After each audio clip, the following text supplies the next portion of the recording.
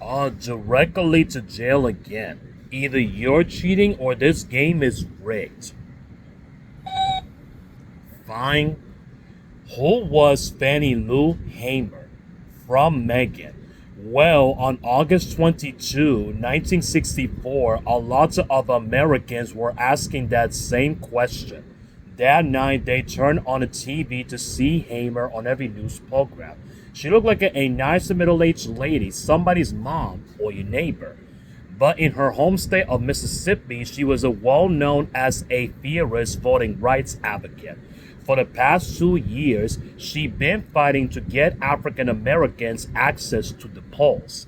The Constitution said that the right to vote couldn't be denied due to race. But southern states have found sorts of ways to get around the law. Stripped of the right to vote, black Southerners had no voice in our racist system. To try to fight it, you face jail time, and intimidation, and violence. Hamer had experienced it all, and in that night, she shared her story. And it was just a few minutes long, but full of hardship and of brutality. And the viewers who never heard of her before wept. And overnight, she went being from a local activist to a national civil rights leader.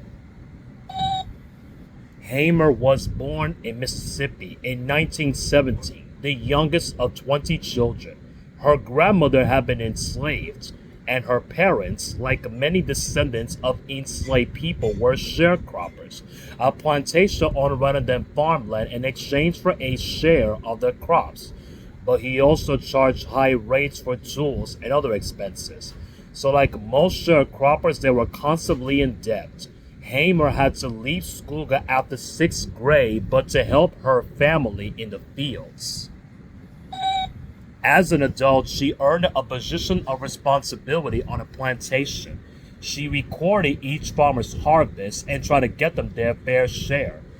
Then, and in August 1962, the members of the Students Nonviolent Coordinating Committee, or SNCC, visited her church.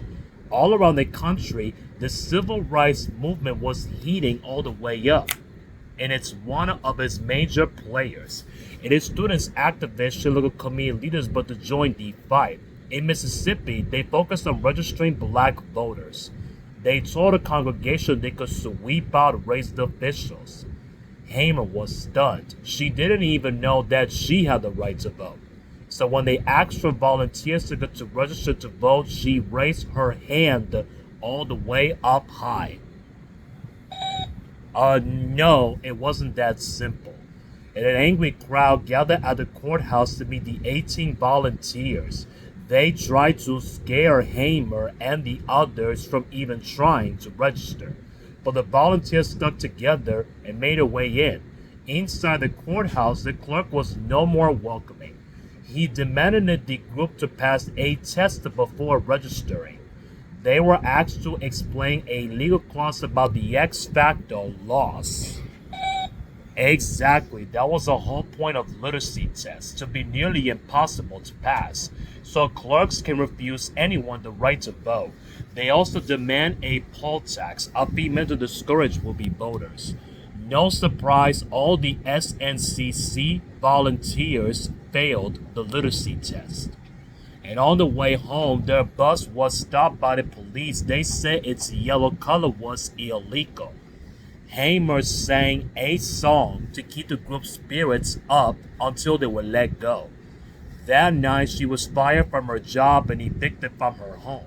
The plantation owner had heard about her attempt to register.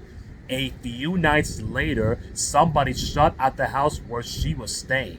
Afraid for her children, Hamer considered leaving town for good. But she could not convince herself but to leave the place that her parents helped build. She rented a house from a neighbor and took a job with an SNCC committee. Hamer's home became a gathering place for volunteers and civil rights leaders. And among them, she stood out. She wasn't male, young, well-educated, or a middle class. She knew what poor black families endured because she lived it. That first-hand experience made her a powerful speaker. She would often break into song to motivate crowds. Before long, she was well known for her singing voice as her activity, but her growing influence made her a target for racist attacks. She got threatening letters and phone calls, and her husband lost job after a job. Somebody threw a bomb into her house, though luckily it had failed to explode.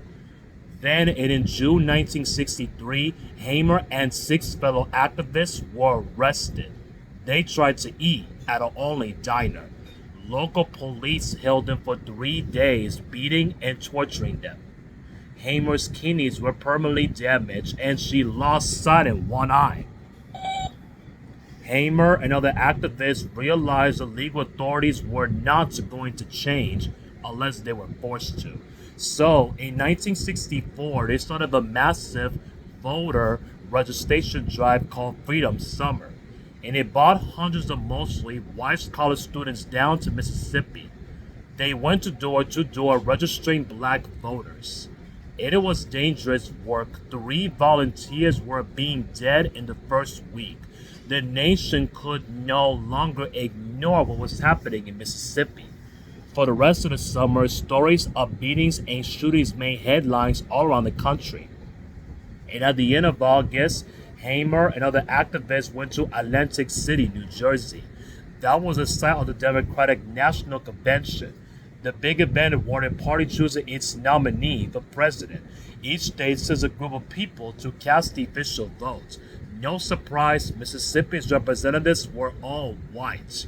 Hamer's group was there to challenge their authority. So the state executed black voters. They said the declaration was illegal.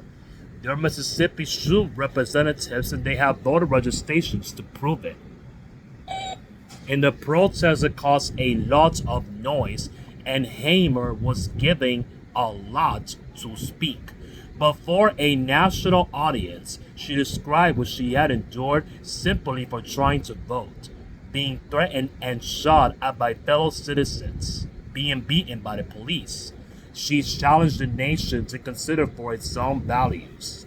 Hamer, is this America, the land of the free, of the home of the brave, where we have to sleep with our telephones off of the hooks, because our lives be threatened daily, because we want to live in a decent human beings in America. Her testimony replayed on the news for days. No, Hamer and her group were not seated at the convention. But a year later, President Lyndon Johnson would sign the Voting Rights Act of 1965, and it outlawed all kinds of barriers to voting, like literacy tests and poll taxes. And at the convention in 1968, Hamer was chosen to be an official Democratic National Convention delegate. She received a standing ovation. Hamer's activity continued way past her primetime moment. She fought for women's rights and protested the Vietnam War and ran for office several times. She founded a Freedom Farm, a cooperative to help black farmers to climb out of poverty. Before her death in 1977, she was buried there. Yeah, I guess it is your turn to roll.